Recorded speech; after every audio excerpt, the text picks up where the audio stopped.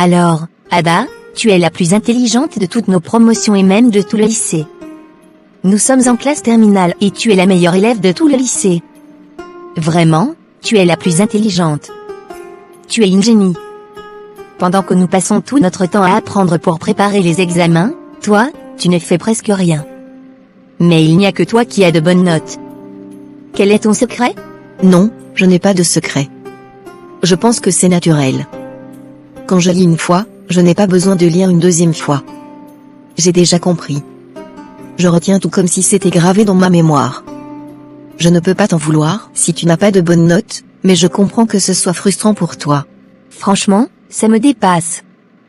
Comment peux-tu comprendre aussi facilement alors que nous, on doit lire, relire et encore relire avant de mémoriser? Même en faisant tout ça, on n'atteint jamais ton niveau. Moi, j'ai parfois l'impression que je vais exploser tellement j'apprends, et pourtant, mes notes ne sont jamais extraordinaires. Je ne sais pas quoi te dire. Je ne réfléchis même pas quand je lis, je retiens tout sans effort. Quand le professeur explique en classe, c'est comme si tout s'organisait naturellement dans ma tête.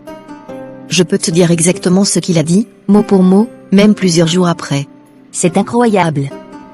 Moi, je peux passer des heures sur un chapitre et, à la fin, je mélange tout. Parfois, j'ai même l'impression que je comprends en lisant, mais dès que je dois expliquer ou répondre à une question, c'est le trou noir. Je pense que chacun a son propre mode d'apprentissage. Toi, tu dois peut-être travailler plus dur, mais ça ne veut pas dire que tu es moins intelligente. L'essentiel, c'est de trouver la méthode qui te correspond. Justement, c'est pour ça que je veux travailler avec toi. Demain, je peux venir chez toi pour réviser la physique quantique? Tu sais que je ne révise pas vraiment cette matière. Les formules et tout, c'est trop compliqué pour moi. J'aimerais que tu me donnes la correction et la méthodologie. Bien sûr, Christelle, ne t'inquiète pas. Tu viens et on travaille ensemble. On va revoir tout ça et je t'expliquerai à ma manière. Je suis sûre que ça va t'aider à mieux comprendre. Merci beaucoup, Ada. Franchement, tu es trop gentille. Il faut vraiment que je m'améliore en physique quantique, sinon, je vais coller à l'examen. Ne t'en fais pas. Si tu suis bien mes explications, tu vas progresser rapidement. Surtout, essaie de ne pas apprendre par cœur sans comprendre. La physique, c'est logique avant tout. J'espère bien, parce que moi, la logique et la physique, ça fait deux. On dirait que les formules me fuient dès que je les apprends. C'est peut-être parce que tu n'essaies pas de les visualiser. Demain, je vais te montrer comment faire des schémas et des associations pour que ce soit plus clair. Vraiment? Ah, j'ai hâte. Je pense que c'est ce qu'il me faut. J'ai toujours eu du mal avec les chiffres et les formules trop abstraites. Ne t'inquiète pas, ça va aller.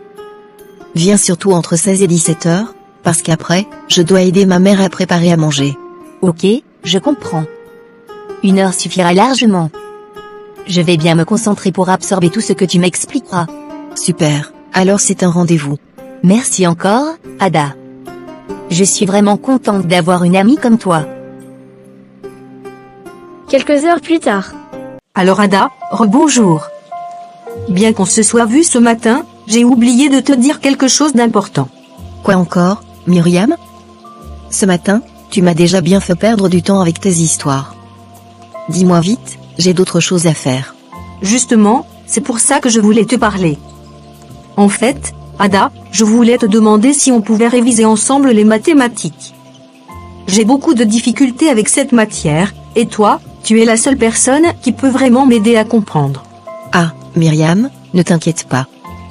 Le problème, c'est que j'ai déjà promis une partie de mon temps de révision à Christelle. Je lui ai donné rendez-vous pour travailler la physique quantique, et tu sais que mes journées sont déjà bien remplies avec tout ce que maman me demande de faire à la maison. Oui, je comprends. Ta mère te donne toujours beaucoup de travail. Chaque fois que je viens chez toi, je te vois en train de cuisiner, faire le ménage ou t'occuper de tes petits frères et sœurs. Tu n'as presque jamais du temps libre. Exactement. Préparer à manger pour toute la famille, surveiller les petits, faire le ménage, ce n'est pas facile. Parfois, j'aimerais avoir un peu plus de temps pour moi, mais bon, c'est comme ça. Du coup, je ne sais pas vraiment comment organiser une séance de révision avec toi. Oh Ada, tu sais, je peux m'adapter. Si tu me dis 1 heure, je viendrai à cette heure-là, peu importe laquelle. Je veux juste qu'on révise ensemble, sinon je vais complètement échouer aux examens de maths. Bon, dans ce cas, je pense que le seul créneau qui reste, c'est après 19h. Avant ça, c'est impossible parce que je dois aider maman avec le dîner et m'occuper de mes petits frères et sœurs. 19h?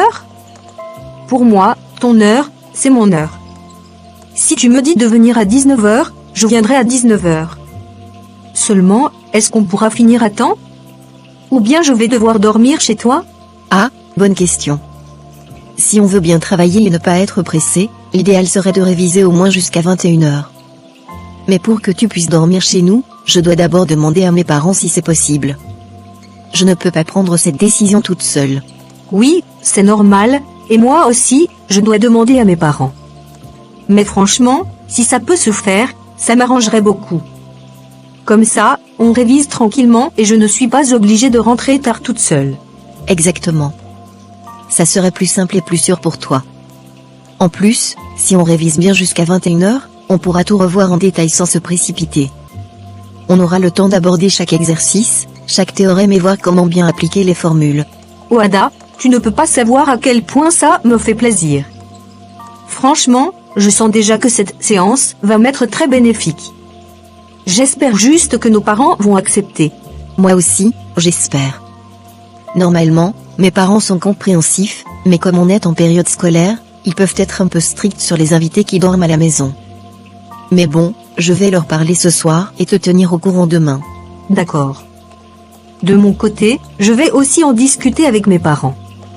Je vais insister en leur expliquant que c'est une révision importante pour mes examens. Je suis sûre qu'ils comprendront.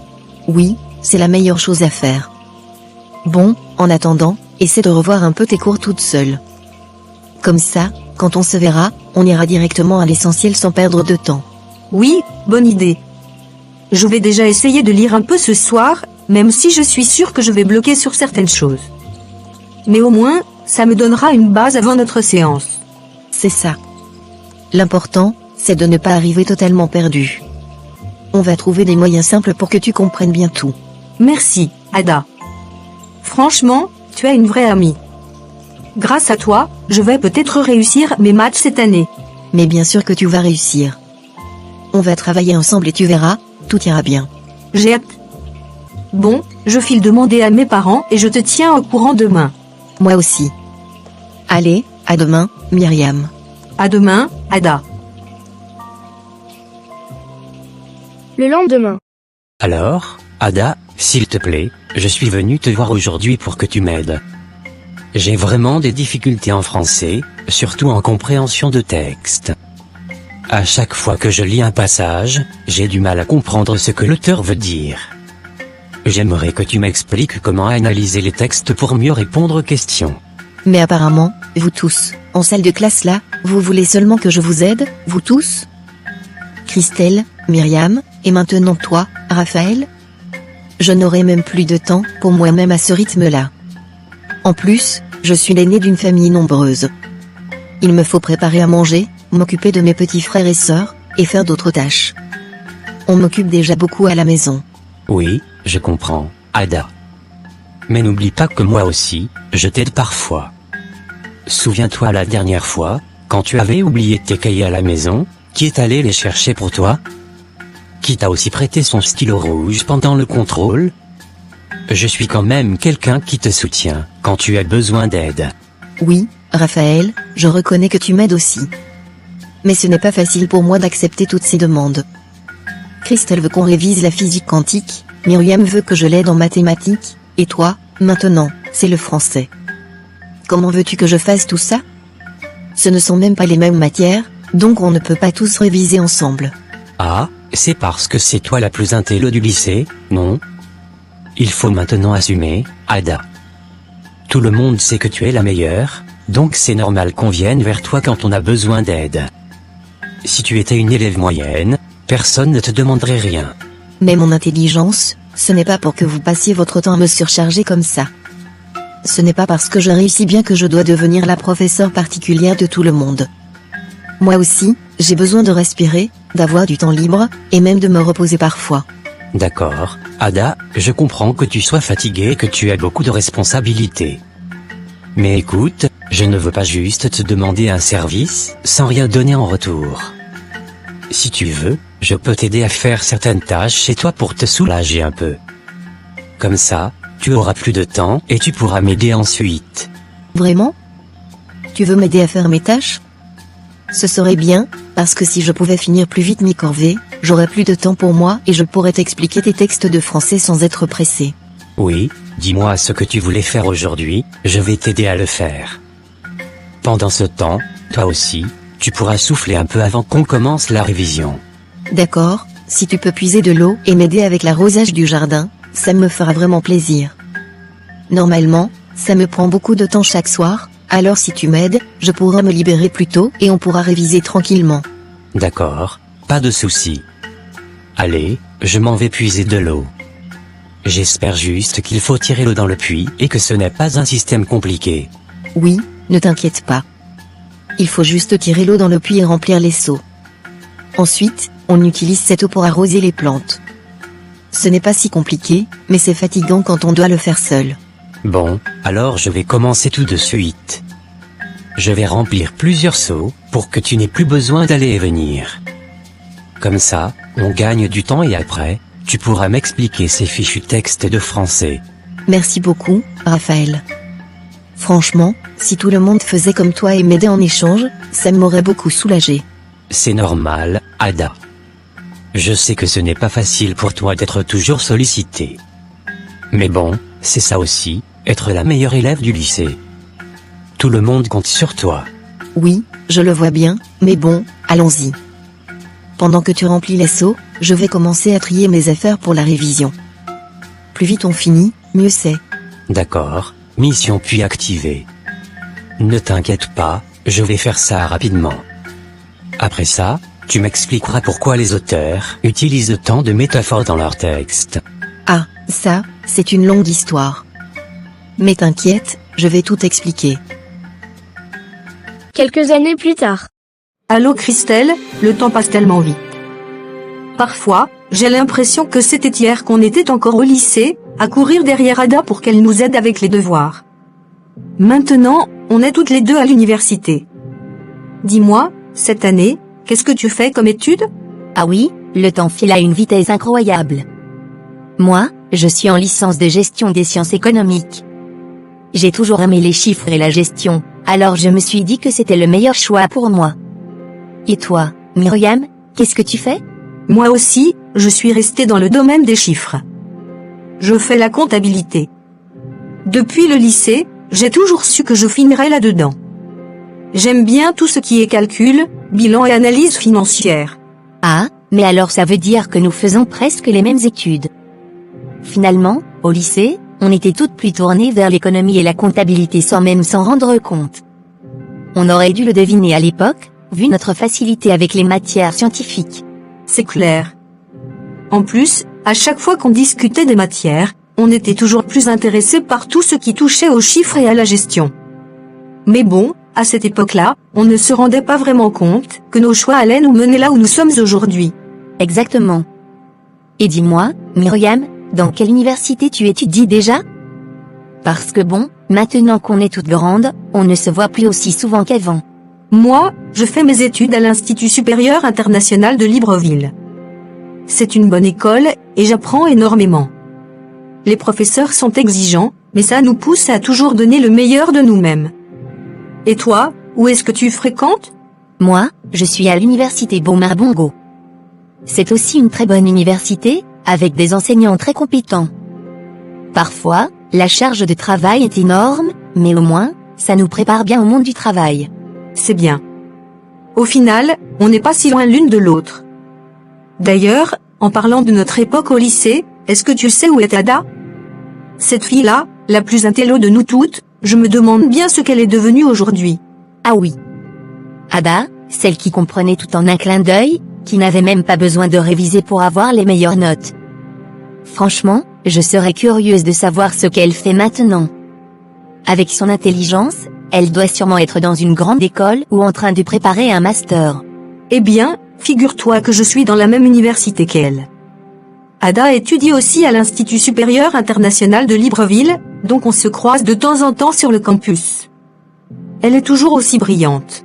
Waouh! Ada, toujours aussi intelligente? Ça ne m'étonne même pas. Cette fille-là était faite pour réussir, de toute façon. Elle avait un don naturel pour les études. Oui, et tu sais quoi? Elle n'a jamais fait d'examen de rattrapage, jamais. Toutes les unités d'enseignement confondues, elle les valide toujours du premier coup. C'est impressionnant, franchement. Ah là là, Ada, toujours la plus intello. Elle ne change donc pas.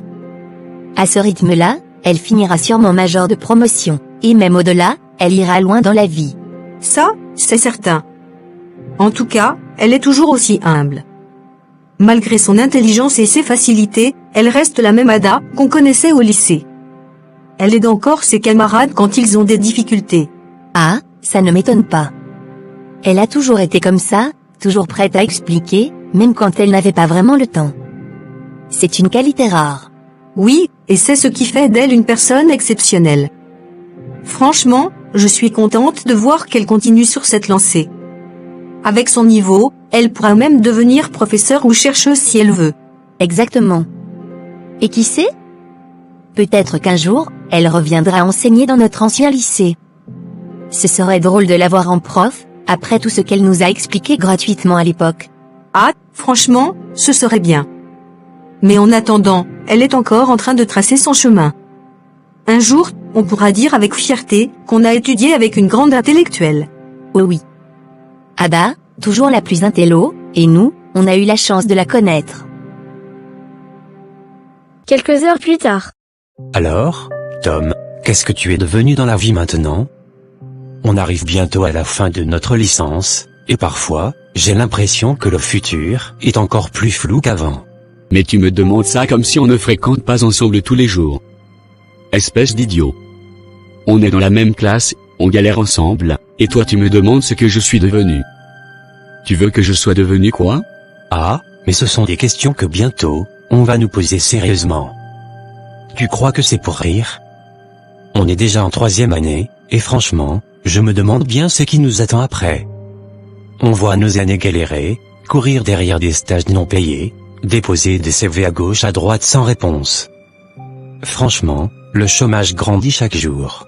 Ah, ça, c'est vrai.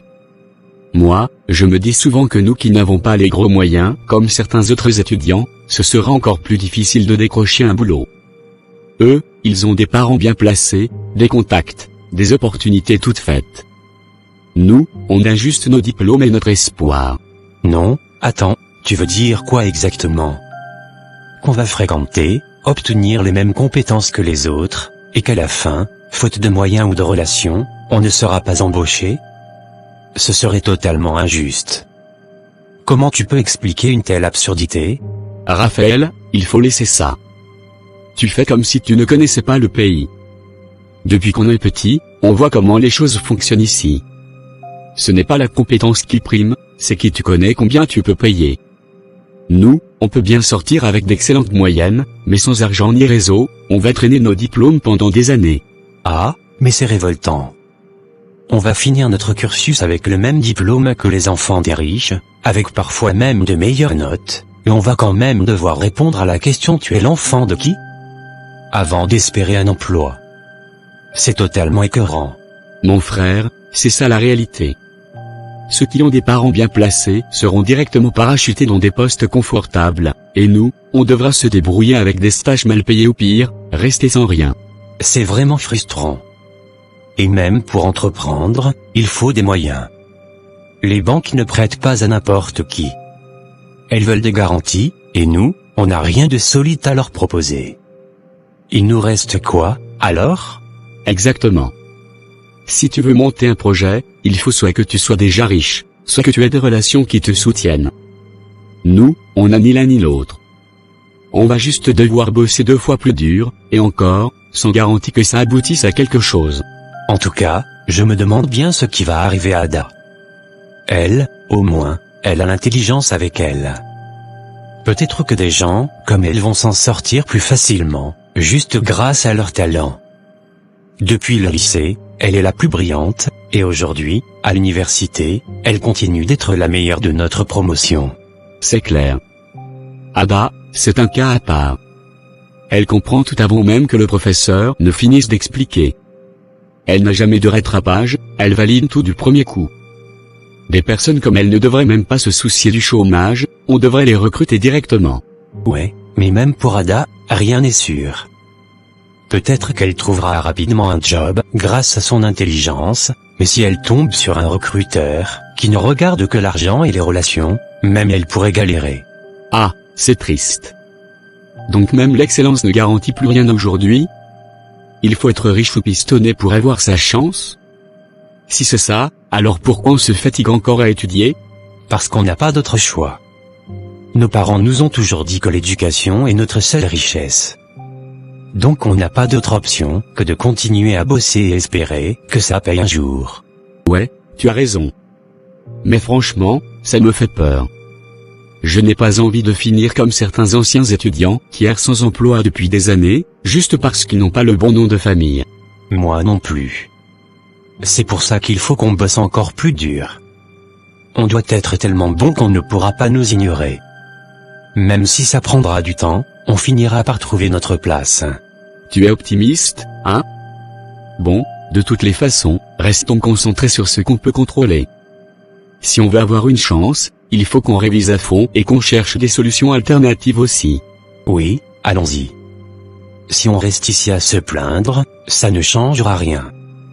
Seul le travail peut nous ouvrir des portes, même si c'est plus difficile pour nous. Allez, direction la bibliothèque. On a encore des chapitres à revoir avant les examens.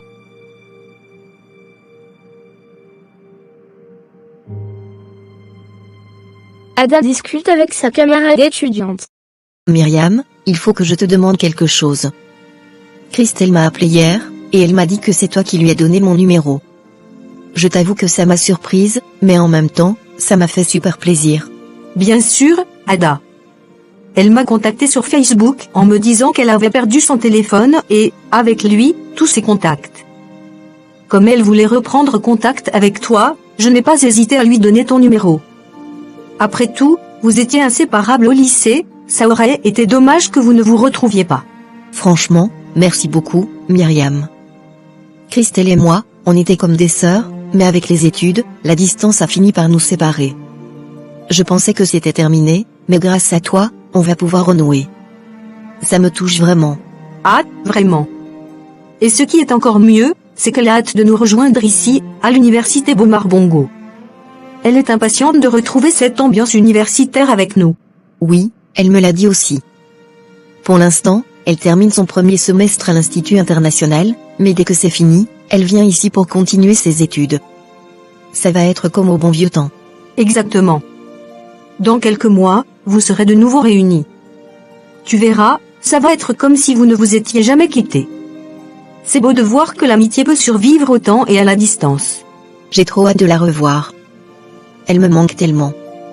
On a partagé tellement de choses ensemble, nos révisions, nos fous rires, nos rêves d'avenir, ça va être génial de pouvoir rattraper le temps perdu. En tout cas, c'est bien que vous puissiez vous retrouver. Moi aussi, j'aime bien garder le contact avec mes amis du passé.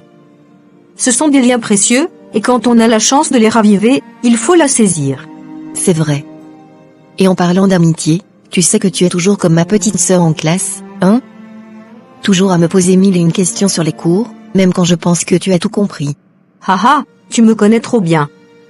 Ada, je ne vais pas tourner autour du pot, j'ai besoin de ton aide encore une fois. Comptabilité et gestion privée, ce n'est pas mon fort, et franchement, cette matière me donne du fil à retordre. Ah, je vois où tu veux en venir. Allez, accouche. Qu'est-ce qui te bloque exactement? Tu veux que je t'aide sur quoi cette fois-ci? Ce sont les travaux dirigés. J'ai du mal à bien saisir certains concepts, et vu que tu maîtrises tout ça avec une facilité déconcertante, je préfère venir directement à la source. S'il te plaît, aide-moi à comprendre ces exercices avant qu'on ne soit submergé par les évaluations. Ne t'inquiète pas, j'ai déjà corrigé tous les exercices.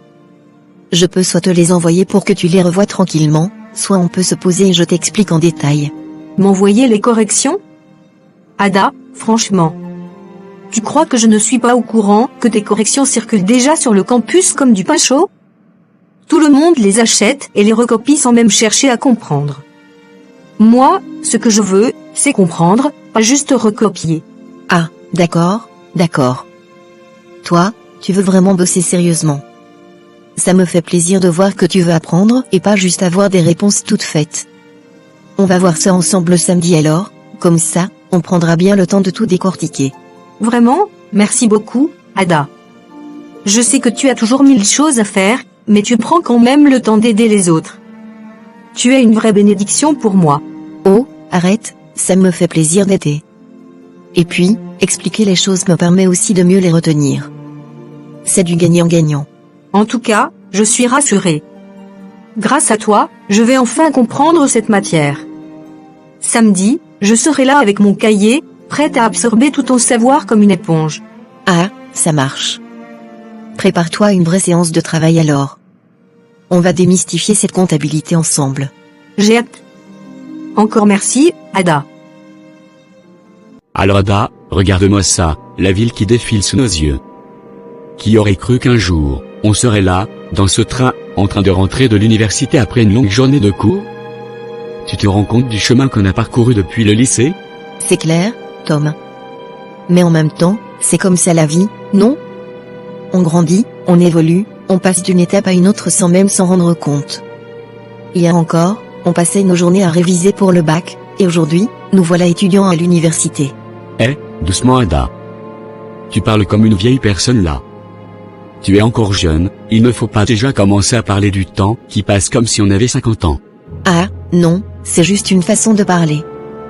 Mais il faut reconnaître que les années passent vite.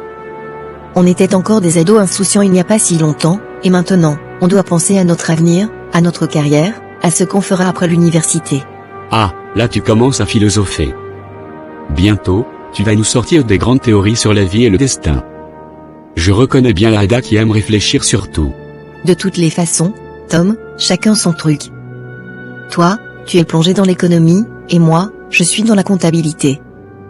D'ailleurs, selon toi, il y a vraiment une grosse différence entre les deux? Ah mais bien sûr. L'économie, c'est l'étude globale des échanges, de la production, de la consommation. Ça concerne les décisions des États, des entreprises, des ménages, tandis que la comptabilité, c'est plus technique, plus précis. On gère les chiffres d'une entreprise, on analyse ses finances. C'est complémentaire, mais pas du tout la même chose. Tu expliques ça tellement bien, qu'on dirait un professeur. Mais pourquoi tu n'aimes pas qu'on en parle maintenant? Parce que, Ada, je ne veux pas passer pour un intello dans un train bondé. Imagine les gens autour de nous qui écoutent discrètement, ils vont se dire, ah voilà encore des étudiants qui veulent nous faire un cours gratuit sur l'économie et la comptabilité. Ah, je vois. Bon, je vais respecter ton souhait et on ne va pas transformer ce voyage en conférence. Mais ça ne m'empêchera pas de te relancer sur le sujet un autre jour. Ah ça, je n'en doute pas une seconde. Avec toi, les discussions sérieuses, c'est comme les devoirs, ça finit toujours par arriver. Justement, parlons d'autre chose. Tu sais, on devrait organiser quelque chose à la fin de l'année. Une petite fête entre amis, histoire de souffler un peu avant de passer aux examens. Tu serais partant? Mais bien sûr. Moi, une fête? Ada, tu me connais, je suis un vrai fêtard. Si on doit faire ça, autant que ce soit mémorable. Ah, je m'en doutais. Mais on ne va pas juste danser et faire la fête. Il faudrait qu'on profite de l'occasion pour célébrer nos efforts, nos réussites, notre parcours. Un truc simple mais marquant. Oui, tu as raison. Ce serait bien de réunir tout le monde, de partager des souvenirs, de rire un bon coup avant d'entrer dans la dernière ligne droite des études. Et ce qui serait encore mieux, ce serait de faire un truc où tout le monde contribue, histoire de ne pas mettre la pression à une seule personne. Une fête collaborative, chacun apporte quelque chose. Excellente idée. En plus, ça évite que certains se plaignent après en disant qu'ils ont tout fait pendant que d'autres ont juste profité. On met les choses au clair dès le départ. Exactement.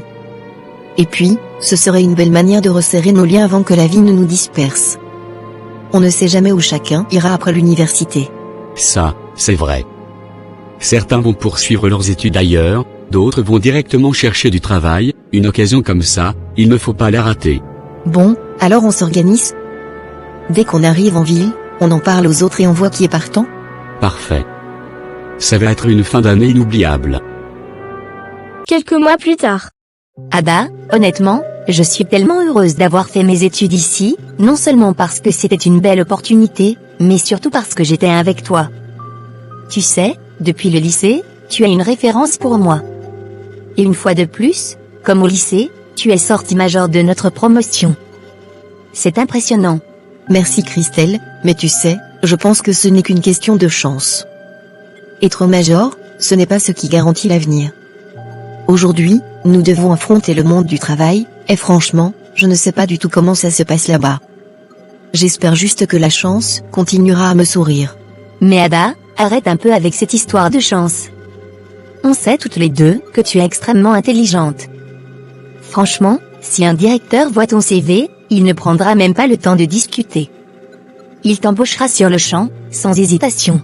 Tu es gentille, Christelle, mais tu sais très bien que dans le monde du travail, ce n'est pas seulement l'intelligence qui compte.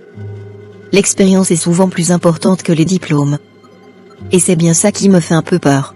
Ada, si j'étais chef d'entreprise, avec ton parcours brillant depuis le lycée jusqu'à l'université, je n'hésiterais pas une seule seconde. Je préférerais embaucher quelqu'un comme toi et le former à mon entreprise, plutôt que de prendre quelqu'un d'expérimenté mais qui n'a pas ta rigueur et ta capacité d'adaptation. Ah, j'aimerais bien tomber sur un chef d'entreprise qui pense comme toi. Mais tu sais très bien que dans le monde du business, tout est une question de rentabilité. Les entreprises veulent des employés déjà opérationnels, prêts à travailler immédiatement sans formation préalable. C'est ça la dure réalité. Oui, c'est vrai, mais bon, ne sois pas trop pessimiste. Comme on dit, ne dessine pas le diable sur le mur, sinon il va apparaître. On a fait notre part en obtenant ce diplôme. Maintenant, il faut y croire et se lancer. Je te comprends Christelle, ne t'inquiète pas. C'est juste une hypothèse que j'émets. On a toujours des doutes face à l'inconnu, c'est normal. Mais au fond, j'ai envie de me battre et de prouver ce que je vaux. Et tu as toutes les capacités pour y arriver. Moi, je suis convaincue que dans quelques années, tu seras à un poste de responsabilité, peut-être même en train de gérer ta propre entreprise. Qui sait? Ce serait bien de créer quelque chose, d'avoir notre propre affaire. Mais ça demande du temps, des ressources et surtout une vision claire. On verra bien ce que l'avenir nous réserve. Oui, mais il ne faut pas juste attendre l'avenir. Il faut aussi le provoquer. Si on veut créer une entreprise, il faut commencer à y réfléchir dès maintenant. C'est vrai, peut-être qu'on devrait envisager quelque chose ensemble. Tu sais, une entreprise où nous mettrions en pratique tout ce qu'on a appris, et où on embaucherait des jeunes talents comme nous, sans exiger des années d'expérience. Ce serait génial. Ça changerait tellement de choses. Mais pour ça, il faut un bon réseau, des financements et surtout, du courage.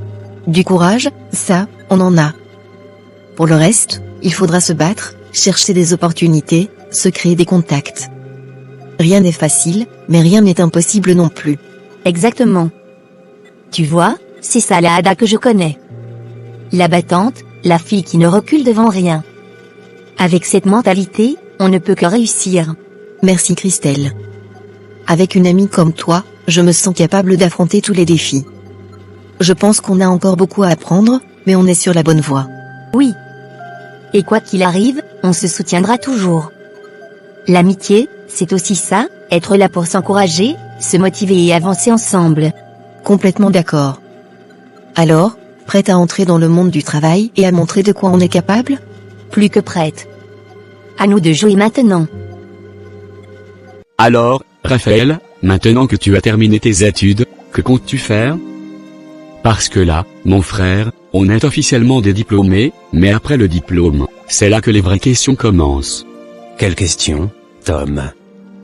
Comme tout le monde, je vais chercher du travail. Je vais postuler un peu partout, déposer mes dossiers, dans toutes les entreprises possibles, et là où on me prendra, je travaillerai. Il n'y a pas 36 solutions. Toi-même, tu sais que ce n'est pas aussi simple. Ce pays nous donne une éducation, des diplômes, comme s'il nous préparait pour l'avenir, mais au final, on se retrouve au quartier, à errer sans emploi. C'est comme si on étudiait juste pour collectionner des papiers. Tu as raison, Tom. Mais justement, c'est pour ça qu'on doit se battre. Rester assis à se lamenter, ça ne nous avancera à rien. Soit on cherche un boulot, soit on trouve une autre manière de gagner notre vie. Une autre manière? Attends, ne me dis pas que tu veux te lancer dans des trucs illégaux? Parce que moi, je te connais, hein. Quand tu dis autre manière, ça peut aller dans tous les sens. Mais non, Tom. Je parle de créer quelque chose à nous. Une entreprise, un atelier, un petit business, un truc qui nous permettrait de ne plus dépendre des employeurs. Ah, je vois. Donc toi, tu es en train de rêver grand, hein? Tu parles de créer une entreprise comme si tu avais même 5 francs en poche. Mon frère, les affaires, ce n'est pas juste une question d'idées, il faut du capital, des contacts, des stratégies. Hey, Tom, tu ne vas pas commencer à me décourager, hein? C'est vrai que je n'ai pas d'argent, mais je peux au moins me permettre de rêver, non? Après tout, toutes les grandes entreprises ont commencé avec un rêve. Tu peux rêver, oui, mais la réalité est dure. Avant d'arriver à créer quelque chose, il faut manger, payer le loyer, survivre. Et pour ça, mon frère, il faut d'abord bosser quelque part. C'est pour ça que je dis qu'on doit envisager plusieurs options. Si on trouve du travail, on bosse, on économise. Si on ne trouve pas, alors on réfléchit à des solutions alternatives. Mais rester à ne rien faire, ce n'est pas une option. Là, je suis d'accord avec toi. On ne peut pas juste attendre que le boulot vienne frapper à notre porte. Il faut aller le chercher. Mais je reste réaliste, dans ce pays, ce n'est pas tout le monde qui trouve un emploi après les études. Oui, mais il y a aussi ceux qui réussissent. Il y a toujours une manière de s'en sortir. Le problème, c'est que beaucoup baissent les bras trop vite. Moi, je refuse d'être de cela. D'accord, monsieur l'ambitieux. Mais en attendant que tu deviennes un grand entrepreneur, il faut qu'on se concentre sur la première étape, aller déposer nos dossiers et voir quelles entreprises recrutent. Exactement. Parce que parler, c'est bien beau, mais si on ne pose pas d'action concrète, on ne va jamais avancer. Demain matin, première heure, on commence les démarches. Oui, mais il faut qu'on se prépare bien. CV à jour, lettre de motivation bien rédigée, costume propre, parce que les recruteurs jugent dès la première impression. T'inquiète, je suis prêt. Mon CV est déjà prêt, et j'ai rédigé plusieurs lettres adaptées à différents types d'entreprises. Il ne reste plus qu'à croiser les doigts. Moi aussi, j'ai déjà tout préparé. Mais bon, on sait que ça ne dépend pas que de nous. Dans ce pays, parfois, c'est plus une question de piston que de compétences. C'est vrai, mais il faut essayer quand même. Il y a encore des entreprises qui recrutent sur mérite. Et puis, qui sait? Peut-être qu'on aura de la chance. Espérons-le. Parce que franchement, rester à ne rien faire, ce serait la pire des choses. Il faut qu'on trouve une porte de sortie, et vite. Oui, et il est grand temps qu'on prenne notre avenir en main. On ne peut pas compter sur le gouvernement ou sur qui que ce soit. C'est à nous de créer notre propre destinée. D'accord, donc demain matin, on se lève tôt et on commence notre chasse à l'emploi. On se donne toutes les chances de réussir. C'est ça l'esprit. On ne lâche rien, on fonce. Allez, on y va, mon frère.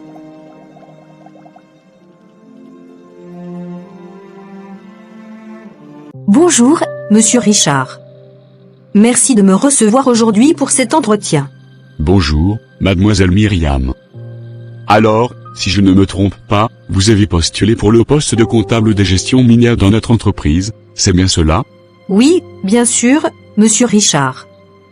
J'ai vu l'offre et j'ai tout de suite su que mon profil correspondait aux exigences du poste. J'ai donc soumis ma candidature avec enthousiasme. D'accord. Alors, dites-moi, quelles sont vos principales qualifications pour ce poste? Eh bien, monsieur Richard, j'ai obtenu mon diplôme avec des notes bien au-dessus de la moyenne. En plus de mes études, j'ai effectué plusieurs stages qui m'ont permis d'acquérir une expérience pratique en comptabilité et en gestion des finances d'entreprise. C'est intéressant. Mais au-delà des notes et des stages, avez-vous déjà travaillé sur des projets concrets liés à l'industrie minière? Oui, j'ai eu l'opportunité de travailler sur un projet d'audit financier au sein d'une société minière lors de mon dernier stage. J'y ai appris l'importance de la rigueur et de l'analyse dans la gestion des finances de ce secteur très exigeant. Très bien. Et comment avez-vous surmonté les difficultés rencontrées dans votre parcours professionnel ou académique? J'ai eu des moments difficiles, c'est vrai. Mais ces épreuves m'ont appris la résilience et m'ont poussé à donner le meilleur de moi-même. Chaque difficulté a été une occasion d'apprentissage, ce qui fait de moi aujourd'hui une professionnelle plus forte et mieux préparée. Vous avez un très bon discours, Myriam. Vous êtes non seulement intelligente, mais aussi très charmante. Malheureusement, cela ne suffit pas toujours pour décrocher un poste dans une entreprise comme la nôtre. Vous savez bien qu'au-delà des compétences, il y a aussi l'expérience et d'autres critères moins académiques. Vous avez un très bon discours, Myriam. Vous êtes non seulement intelligente, mais aussi très charmante. Malheureusement, cela ne suffit pas toujours pour décrocher un poste dans une entreprise comme la nôtre. Vous savez bien qu'au-delà des compétences, il y a aussi l'expérience et d'autres critères moins académiques.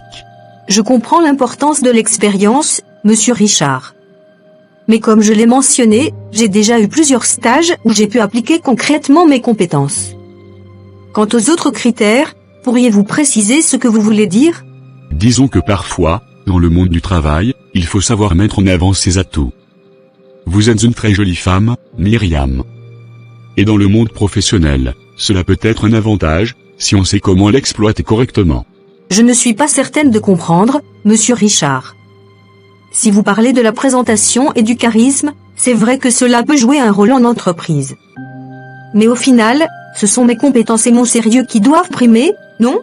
Bien sûr, mais vous savez, parfois, une femme comme vous doit aussi savoir se mettre en valeur d'une autre manière. Vous êtes jeune, belle, ambitieuse, et moi, je peux vous aider à avancer plus rapidement si vous êtes ouverte à certaines discussions. Monsieur Richard, vous voulez dire que je devrais utiliser ma beauté pour obtenir un poste? Parce que, pour être honnête, je n'ai pas encore les moyens de m'acheter des vêtements de luxe ou de grands parfums pour impressionner. Mais je pensais que c'était mon travail qui comptait avant tout. Ne vous inquiétez pas pour ça, Myriam. Ce genre de détail peut s'arranger. Je pourrais vous donner mon numéro personnel, et on pourrait discuter de tout cela dans un cadre plus détendu, comme un hôtel par exemple. Dans un hôtel? C'est-à-dire? Cela dépend de vous, mademoiselle. Laissez-moi vous donner mon numéro, et nous verrons comment nous pouvons faciliter votre intégration dans cette entreprise. Monsieur Richard, si j'ai bien compris, vous me proposez une rencontre privée en échange d'un poste? Disons que je vous propose une opportunité, mais c'est à vous de voir si vous voulez la saisir ou non. Quelques mois plus tard. Myriam. Ça fait longtemps. Tu te fais de plus en plus rare, ma chère. Comment tu vas? Oh, Ada, ça me fait plaisir de te voir. Je vais bien, et toi? Désolée si je suis un peu absente ces derniers temps, mais le travail me prend beaucoup de temps. Moi, ça va. Mais attends, tu travailles déjà? Sérieusement? Dis-moi tout, tu as trouvé où? Oui, Ada, j'ai eu la chance de décrocher un poste dans une entreprise de la place, c'est Conap. Dès la fin de notre parcours, j'ai postulé et on m'a directement prise. Waouh! Franchement, bravo, Myriam. C'est magnifique. Pendant que toi, tu bosses déjà, moi, je suis toujours en train de déposer de CV un peu partout. J'ai postulé dans tellement d'entreprises que j'en perds le compte. Oh, Ada, ne perds pas courage. Le marché du travail est difficile, mais avec de la persévérance, tu finiras par trouver. Oui, je sais, mais c'est frustrant. Il y a des moments où je reçois des propositions, pas très professionnelles. Des employeurs qui veulent autre chose que mes compétences, avant même de parler du poste. C'est révoltant. Oui, je comprends, c'est une réalité pour beaucoup de jeunes filles dans ce pays. Mais reste forte, Ada. Tu ne dois jamais céder à ces propositions. Ne t'inquiète pas, je n'accepterai jamais ce genre de deal. Je préfère encore rester au chômage que de brader ma dignité. Mais dis-moi, ton entreprise recrute encore? Peut-être qu'il y aurait une place pour moi aussi? Pour le moment, non, il n'y a plus de poste libre. Mais si jamais une opportunité se présente, sois sûr que je te tiendrai informé en premier. Vraiment? Merci beaucoup, Myriam. J'espère sincèrement recevoir ce message un jour. Parce que, franchement, je commence à désespérer. Je comprends. En attendant, je te conseille vivement de faire des stages. Même des stages pré-emploi, ça peut vraiment t'aider à mettre un pied dans une entreprise et éviter certains pièges du monde du travail. Quand tu dis éviter certains pièges, tu parles en connaissance de cause? Non, pas du tout. C'est juste que maintenant que je suis de l'autre côté, je vois comment les entreprises fonctionnent. Ce n'est pas facile pour un patron d'embaucher quelqu'un qui n'a pas d'expérience. Oui, c'est ce qu'on nous répète tout le temps. Pourtant, comment peut-on acquérir de l'expérience si personne ne nous donne notre première chance? C'est justement pour ça que les stages sont importants. Même si ce n'est pas bien payé, voire pas payé du tout, ça permet au moins de remplir son CV et de montrer qu'on est motivé. Je vois ce que tu veux dire. Mais parfois, j'ai l'impression que certains patrons abusent de ça pour exploiter les jeunes diplômés. Ils nous font travailler gratuitement sous prétexte de nous donner de l'expérience, mais sans jamais nous embaucher ensuite. Oui, c'est vrai. C'est pour ça qu'il faut bien choisir où on fait son stage et ne pas rester trop longtemps dans une entreprise qui ne montre aucun signe d'évolution pour toi. Tu as raison.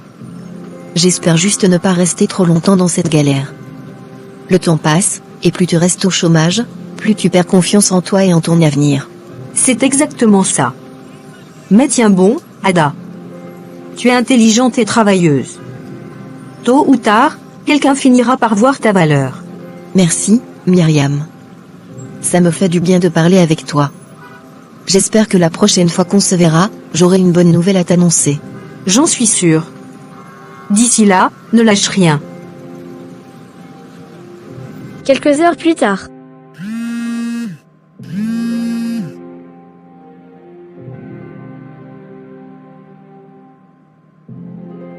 Allô, Christelle. Comment tu vas là-bas à Yamoussoukro? Ça fait longtemps qu'on ne s'est pas parlé. Ada, ma copine. Je vais bien, mais franchement, ce n'est pas la joie ici. Je fais un stage pré-emploi, mais ça ne promet pas du tout. Même mon salaire de stagiaire, on ne me le paie pas. Si ça continue comme ça, le mois prochain, je vais revenir à Abidjan. Oups, ma copine, je suis vraiment désolée d'entendre ça. Ce pays ne nous encourage vraiment pas. On finit de fréquenter, on espère trouver un travail rapidement, mais après, c'est une autre bataille. Trouver un emploi devient un vrai parcours du combattant. Tu as tellement raison.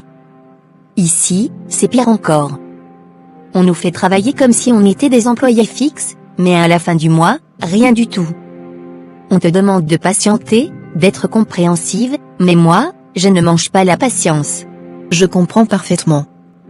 Et parfois, même quand tu trouves une annonce intéressante, on ne te recrute pas pour tes compétences, mais pour des faveurs. C'est vraiment écœurant. Je t'assure.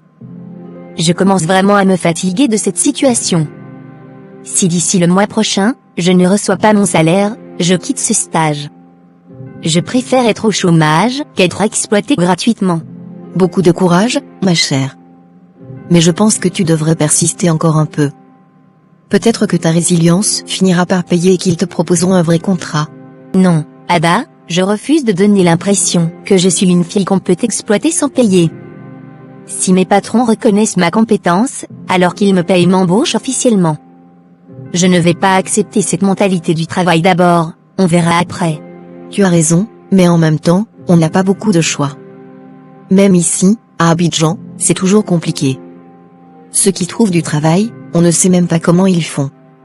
C'est comme si nous, on n'avait pas le bon mode d'emploi pour entrer dans les entreprises. Justement. Et puis, même les rares opportunités qui se présentent, il y a toujours des conditions cachées. Je ne peux pas accepter n'importe quoi juste pour avoir un salaire. D'ailleurs, en parlant de boulot, tu te souviens de Myriam? Je l'ai rencontrée aujourd'hui, et devine quoi? Elle est déjà employée dans une grosse entreprise. Hein? Attends, tu parles bien de Myriam, notre Myriam? Celle avec qui on a fait tout le parcours ensemble? Elle bosse déjà? Oui. C'est bien elle. Et figure-toi qu'elle a un bon poste et un gros salaire. Franchement, je ne comprends pas comment elle a fait. Ah bon? Mais comment elle a trouvé si vite?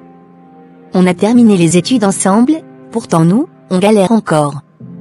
Elle a postulé où exactement? C'est bien ça le problème. Elle ne m'a pas donné trop de détails. Elle a juste dit qu'elle a postulé et qu'on l'a prise directement. Ça m'a paru un peu louche. Louche comment? Tu penses qu'elle cache quelque chose? Je ne sais pas, mais sa manière de parler, c'était comme si elle voulait éviter certaines questions. Elle disait qu'il fallait faire attention aux pièges dans les entreprises. Ada, soyons honnêtes. Tu penses qu'elle a eu ce poste par mérite, ou bien elle a dû faire des concessions? Franchement, je ne veux pas juger, mais je me pose des questions. Tu sais comment ça se passe ici. Beaucoup de filles se retrouvent obligées d'accepter certaines choses pour avoir un job. Exactement. Et ça me dégoûte. Nous, on bosse dur, on veut réussir proprement, mais à chaque fois, on dirait que ce n'est pas suffisant. Oui, c'est frustrant. Mais bon, tant mieux pour elle si elle a eu son boulot honnêtement. Moi, j'aimerais juste comprendre comment elle a fait pour être recrutée aussi rapidement. Moi aussi, ça m'intrigue. Peut-être qu'elle a une recommandation de quelqu'un au placé? Parce qu'en général, sans piston, c'est difficile d'être prise aussi vite. Peut-être, mais bon, je vais rester en contact avec elle. Si jamais une opportunité se présente dans son entreprise, elle pourra peut-être me prévenir. Oui, ce serait bien. En attendant, on va continuer à se battre. Un jour, notre tour viendra, Ada. Je l'espère bien, Christelle. En tout cas, tiens-moi au courant pour ton stage. Si jamais tu reviens à Abidjan, on trouvera un moyen de se soutenir. Bien sûr, ma copine. On ne lâche rien. On va s'en sortir un jour. Quelques semaines plus tard. Alors, Tom, qu'est-ce que tu es devenu aujourd'hui? Ça fait longtemps qu'on ne s'est pas vu, mon frère. Ah, mon pote Raphaël, la vie est devenue tellement compliquée, je ne sais même plus quoi faire. Franchement, je pensais qu'après les études, tout allait s'enchaîner, mais jusqu'à présent, je galère. Tu te souviens de cette fameuse question que je t'avais posée il y a quelques années, quand on était encore au lycée? Bien sûr, je m'en souviens comme si c'était hier. Tu m'avais demandé ce que je comptais devenir plus tard, et tout le monde se moquait de moi quand je disais que je voulais réussir. Aujourd'hui, regarde-moi, je suis là, en train de chercher un boulot comme un perdu. Mais Tom, sérieux, tu n'as toujours pas trouvé de travail depuis tout ce temps? Avec ton niveau, ça ne devrait pas être si compliqué. Vraiment, mon frère, je n'ai rien trouvé. C'est comme si on formait les gens uniquement pour le chômage. Je postule partout, j'envoie des CV, je me déplace même pour voir les recruteurs, mais toujours rien. Ce pays-là fatigue ces jeunes. Reste là à dormir. Tu crois qu'il n'y a pas d'opportunité? Pendant ce temps, les filles avec qui on a étudié ont déjà trouvé leur repère. Myriam, par exemple, elle a décroché un grand job. Ah bon? Elle a décroché un job? Dans quelle entreprise comme ça?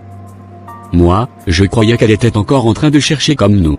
Elle bosse maintenant chez Seconab, une grosse boîte. J'ai appris ça récemment. Franchement, je ne sais pas comment elle a fait, mais elle est bien installée maintenant. Waouh! Myriam est déjà en poste? Mais attends, et Ada, qui était la plus intelligente d'entre nous? Tu sais où elle en est aujourd'hui? Ces derniers temps, je lui envoie des messages, mais ses réponses sont bizarres, comme si elle ne voulait pas trop parler. Pour Ada, je sais qu'elle n'a pas encore trouvé de travail. J'ai discuté avec Christelle récemment, elle m'a dit qu'Ada galère toujours. Pourtant, c'est elle qui était la plus brillante parmi nous. Ah, donc Christelle est toujours en stage? Mais elle est à Yamoussoukro, non? Oui, bien sûr, elle est là-bas. Mais son stage ne promet pas grand-chose. Elle-même commence à se poser des questions sur son avenir. Quant à Ada, elle est toujours ici, à Abidjan, mais toujours sans boulot. Franchement, ça fait mal. Après tous ces efforts, tout ce diplôme, nous voilà encore en train de lutter comme si on n'avait rien appris. On nous a toujours dit que les études étaient la clé du succès, mais où est la clé maintenant? Mon frère, c'est ça le problème. Regarde autour de toi, combien de jeunes diplômés sont au chômage? Chaque année, les universités forment des milliers d'étudiants, mais où sont les emplois pour eux? C'est comme si le pays nous forçait à abandonner nos rêves. Certains finissent par voyager, d'autres se retrouvent à faire des petits boulots pour survivre, et d'autres encore, se lancent dans des choses pas nettes juste pour avoir de l'argent. C'est triste, mais c'est la réalité. Même ceux qui arrivent à trouver un travail, souvent, c'est grâce à des relations ou alors, ils doivent faire des compromis qu'ils ne veulent pas forcément faire. Ça, c'est vrai. On dirait que les compétences seules ne suffisent plus. Il faut connaître quelqu'un, avoir un piston, ou pire, accepter des situations humiliantes juste pour avoir un salaire. Et pourtant, le gouvernement parle toujours de création d'emplois. Mais où sont ces emplois?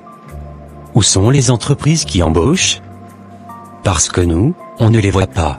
Exactement. Ils nous vendent du rêve avec leurs chiffres et leurs promesses, mais sur le terrain, c'est la misère. Pendant ce temps, les dirigeants placent leurs enfants dans de bons postes, pendant que nous, on attend des miracles. C'est pourquoi je te dis, Tom, il faut qu'on trouve une solution par nous-mêmes. Peut-être créer un business, essayer quelque chose, Parce que si on attend l'État ou les entreprises, on va vieillir dans le chômage. Oui, mais créer un business, ce n'est pas facile non plus.